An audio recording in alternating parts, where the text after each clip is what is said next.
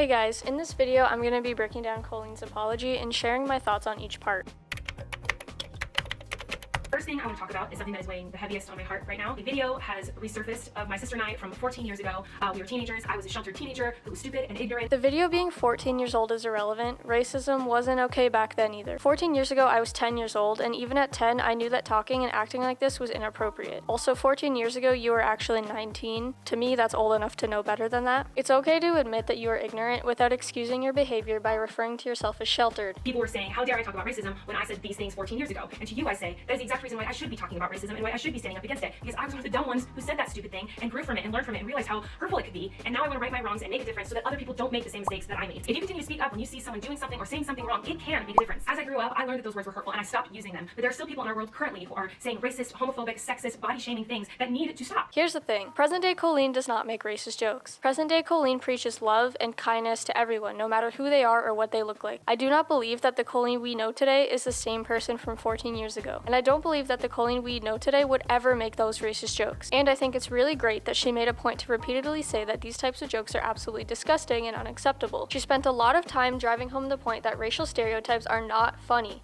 and that it's important to stand up and speak out against people who are still racist right now, and I appreciate her doing that. However, as a white person, it is absolutely not my place to accept this apology. Those that are affected by her racist jokes have every single right to still be upset, and their pain is valid no matter how many times she apologizes or says that she's a different person now. So if you're a Colleen stan, maybe stop telling people to take it down a notch, because you have no idea what they're going through or how this situation has affected them personally. It's not your place to tell other people that they should accept her apology and get over it. The thing is, it's not like racism and racial stereotypes were funny 14 years ago. They weren't. It's just that the people who were hurt by it didn't have a platform or a following big enough to have their voices heard at the time. A video popped up recently that I want to address, and it's a video that I filmed 12 years ago where I talk about taking a flight and an overweight woman sat next to me and I talk really negatively about her. Again, the video being 12 years old is irrelevant. Talking about anyone's body that way at any time is horrific. There was never a time where making fun of people's bodies was socially acceptable. I'm such a huge advocate for women and women's bodies and loving every shape and every size. There's a video of you only a few years ago saying that you would set Josh up with a fat woman so that he wouldn't want to touch her. You literally made several videos about how pregnancy ruined your body because you gained weight. You made it clear that gaining weight and seeing yourself as large was traumatic for you. So I don't understand how you can act like you don't see being fat as a bad thing when you can't handle the thought of you being fat. You've said that you love all bodies and that you're ashamed that you can't see your own body as beautiful when you constantly preach body positivity. Don't use your mental health issues as a scapegoat for you seeing being fat as a bad thing. You said it in a video that you loved your post-pregnancy body because it made a baby, despite it not being, quote, perfect and flat, end quote. Those were your words. You've told your fans multiple times that you don't eat very often, and when you do, it's usually junk food and Coca-Cola. Your bad diet, along with your skinny body, has been a recurring theme in your content for years. So don't try to act like you're the queen of body positivity when you're clearly still so obsessed with being skinny. Something else I want to talk about that has been brought up is that when I was 3 years old, I was bit by a dog. Now, the clip of me that is circulating from 7 years ago. You were bit by the dog because you were pinching its skin and hurting it for no reason. I'm not a huge fan of you twisting the narrative of this situation to make it look like you were the victim here. Do you really think that repeatedly pointing out how long ago these problematic videos were made changes anything? It doesn't. Because sometimes, unfortunately, I use humor to talk about things that are actually extremely painful for me, and this is an example of that. Here's the thing. If I did this when I was a kid, I would be so deeply ashamed by it that I would only share it with extremely close friends or not share it at all. You chose to make this video and share the story, and you chose to laugh and smile and explain it in a silly way. That was your choice. Nobody made you do that. People are upset with me for not addressing something that happened a few weeks ago. Someone had made a video saying some shocking and hurtful things about me. A teenage, longtime fan of yours expressed how hurt he was, and you're making this about how it affected you. I didn't address it not because I was just ignoring it and hoping it would go away. I didn't address it not because I was just ignoring it and hoping it would go away.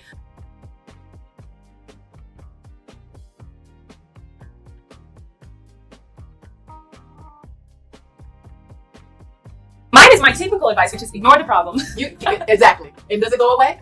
And does it go away? Because when this person messaged me letting me know they were upset, I responded immediately. This screenshot does not show that you responded immediately to him sending that encouraging message to you, which is what he was referring to when he said that you ghosted him. His rant message to you was after he was allegedly ghosted by you. This screenshot also doesn't prove that you responded immediately because it's cut off, and all we can see is you going off on a 17-year-old. You could have posted your full response to him, and I'm confused as to why you didn't. All you're doing here is making you look like a grown-ass woman belittling his pain into just being drama. You are an an adult. This is not the way that you respond to a kid opening up to you about their feelings. And I also expressed frustration that they were trying to bring my son's name into their drama. You made a kid feel used and guilty for your mistakes, and you're referring to this as drama? He brought up your kid as an example to get his point across, and his mom was absolutely right in her response to you. Adam did not say, "I hope this happens to your son." He mentioned your son to try to get you to view the situation from a personal perspective, to try to help you understand why he was so hurt. Your son is a child. Adam was and is a child. He brought up your child to try to make you understand that you would be upset if someone did this to your child. Then I received a message from this person's mother asking me to not speak his name. So I was trying to respect the mother's wishes and the parents' wishes of this 17-year-old. Well, you could have easily addressed this earlier without saying his name the way that you are right now. So which is it? Because if you weren't allowed to address this and you wanted to respect her wishes, then you wouldn't have been DMing Cody Tyler with proof that the conversation didn't end the way that Adam said it did. So clearly you weren't respecting her wishes. So this isn't an excuse for taking this long to respond to the situation. The biggest issue that came from his video is that I sent the child underwear.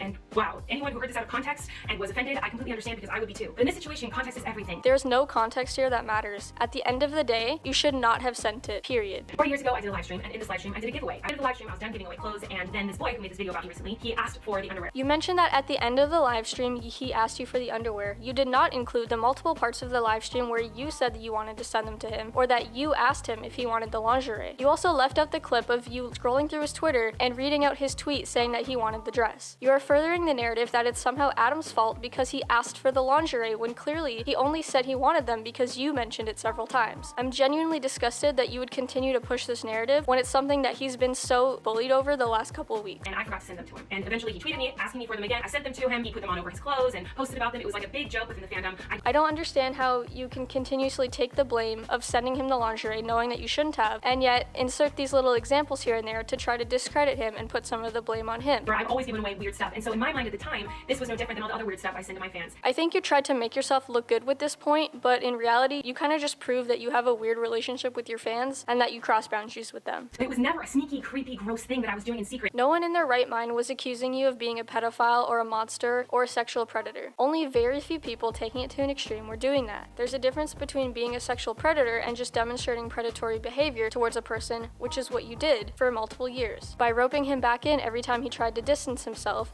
by subbing to his channel or giving him attention publicly on social media, or telling him that you were going to fly him to VidCon, all of which you did not address in this video. He also mentioned in his video that his mom was uncomfortable with me, which was surprising and shocking for me to hear because I was always under the impression, due to the things he told me and the things that I saw on the internet, that she not only was aware of our interactions, but she was very supportive of him being a fan of mine. She commented on a photo of him this year at my show saying how it was such a fun night. She gave him a birthday card when he was 16 with me on it, and he let me know multiple times how much his parents loved me and watched my videos. Adam made it clear that she was supportive. He noted that very specific things made her uncomfortable, like you unloading all of your divorce drama on him. Why would a teenager who was a huge fan of you ever tell you that his mom was uncomfortable with your friendship? Don't you think that he was possibly ashamed or embarrassed that his mom was uncomfortable with you? Don't you think that his mom commented on the meet and greet photo or gave her son that birthday card because she was trying to be supportive of her son and trying to make him happy? By the way, again, these aren't receipts. These are screenshots that you grabbed off of Twitter. So this was surprising for me to hear because if I had known that, I would have stopped all interactions with him if I ever knew his parents were uncomfortable. Trying to make it seem like if you knew that she was uncomfortable, you would have stopped all communication, which would have led to Adam not being hurt. No, Adam was hurt, and he was hurt by you, and it has nothing to do with anyone else besides you and Adam. A couple months ago, he reached out to me and brought up the fact that the Miranda accounts hadn't been as active as they used to be and how he wanted to help me do more social media stuff. So he sent me a whole bunch of edited photos that he had in a folder ready to go for Miranda. He told me about a bunch of funny tweets he wanted to post, and he let me know that he had experience working in social media. He really begged for himself, and because I'd known him for so many years, I was overexhausted and I don't have all the time I used to have to run on my social media. I thought, you know what, this might be a good situation to test run this and see if this could work out. Pretty quickly, there was a tweet that was posted that was problematic. This was my fault. He sent me a very long list of a ton of different things he wanted to post, and I did not look over it closely enough. I did not review it closely enough. Yes, I'm glad that you can admit that. You should have been taking a closer look and reviewing all those ideas before allowing them to be tweeted, and I'm glad that you've realized that. But would looking at those ideas closer have stopped you from approving the queerbaiting joke? Because you've queerbaited multiple times in the past, which you still haven't addressed, so you clearly didn't see an issue with it. When he posted it, I put zero blame on him at all. It was my fault. I knew better than to let someone else tweet for me. Then why did you say I would never post something like that and now everybody thinks I'm homophobic? If you genuinely believed it was your fault at the time, then you wouldn't have said that. You wouldn't try to shift the blame by saying I would never post something like that. I publicly apologized for the tweet. And even in that apology, you said this shouldn't have been tweeted. You didn't take the blame in that apology, and you left room for blame to be put on somebody else. I let him know that I was upset, that people were disappointed in me.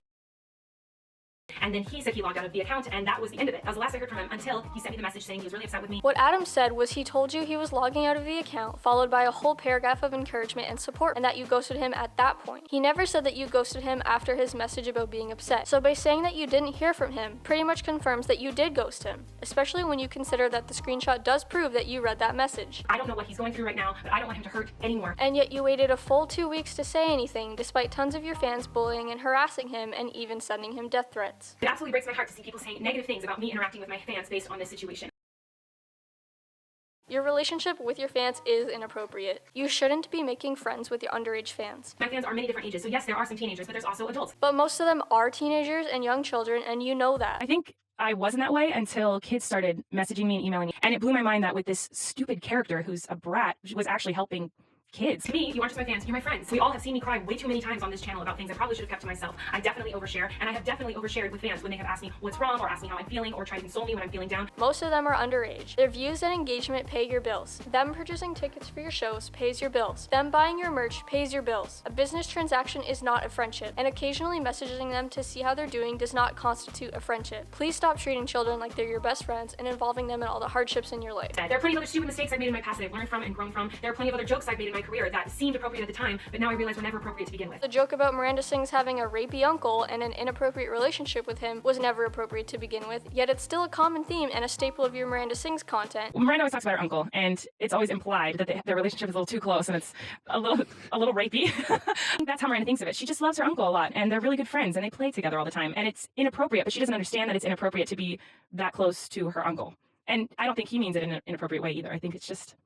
But isn't there something weird? Over the last month, I've received a lot of criticism that isn't the type of constructive criticism I've received over the last decade. It is more just hateful and cruel, and the things that are being said about me are absolutely horrendous. But I am not a monster. I'm not a groomer. You've done a lot of really shitty things, and you have hurt a lot of people, and I don't appreciate you sitting there and trying to get us to pity you. If you've been receiving a lot of criticism or hate, it's because people are deeply hurt by your racist jokes and your inappropriate, creepy sexual content. Everyone thinks that I'm being super sexual with these tweets. Well, and obviously I am trying to make it seem like I'm talking about something sexual. But my take on it is that Miranda is so oblivious that she doesn't realize that it's a that's what she said type of moment. And I shouldn't kill myself. Be careful with the words you choose to use, because I have learned time and time again that words definitely matter, and your words can hurt people, and they can affect people in a very negative way. You don't deserve to be receiving death threats. Nobody should be receiving death threats.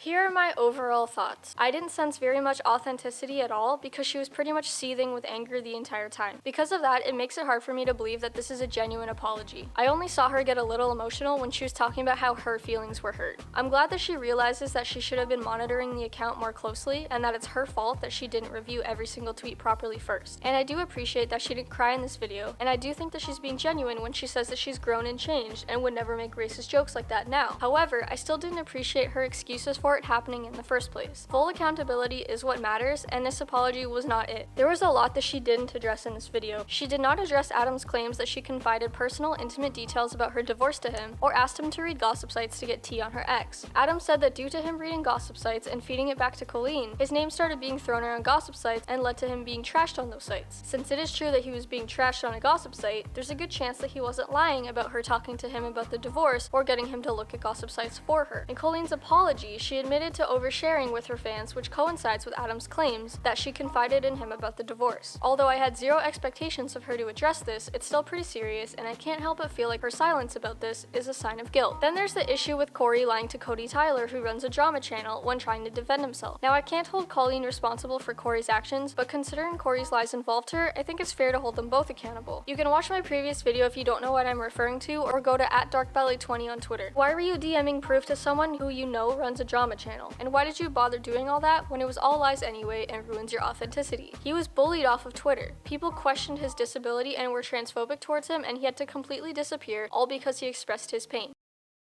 The issue with her casually throwing around the word rape in a bunch of her tweets from a few years ago. These tweets were incredibly shocking and harmful to a lot of people. To see the word used so carelessly and so casually is really painful to those who have experienced that type of trauma or who have loved ones that have. And in that same year, she confessed to having nightmares every single night of her getting raped. Bills. I was talking about how I have nightmares every single night of my life, like horrible, get raped, murdered. My dreams are always really gory and always really terrifying, and someone I love is always being raped or killed, or I am being raped or killed. And that's generally every dream that I have. So she knew the weight behind the word, so I don't understand how she could throw the word around like it's a joke. She also did not address or have anything to say about the Asian and Jewish jokes or the Miranda Sings Thanksgiving video, which is extremely insensitive and disrespectful to Indigenous people. Making insensitive jokes as Miranda Sings does not excuse the insensitive jokes. She also didn't address the clip of her from only 3 years ago where she answers a teenage girl's question in a Colleen's Corner about doing a house tour by comparing her house flooding to a teenage girl's vagina and little girl's creases dripping wet. You want a tour of my house?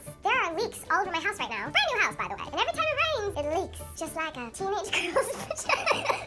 I can't believe I'm gonna say this. It leaks so much like a little girl's creases when she watches me.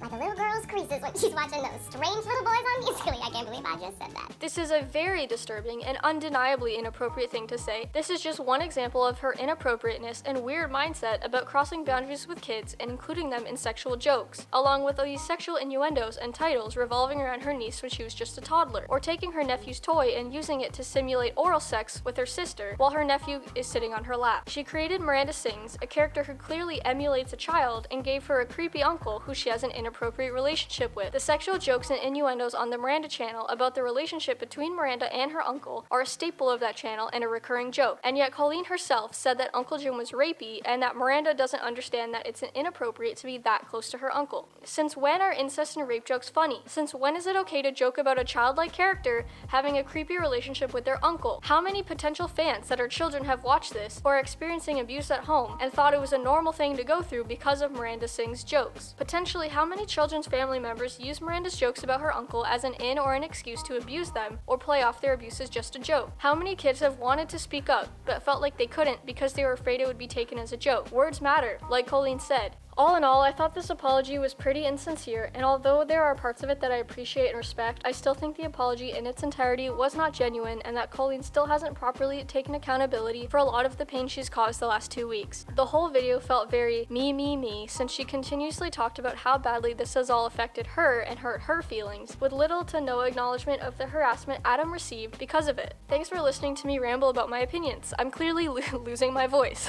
I'd love to hear your thoughts, so leave a comment below. Bye everyone.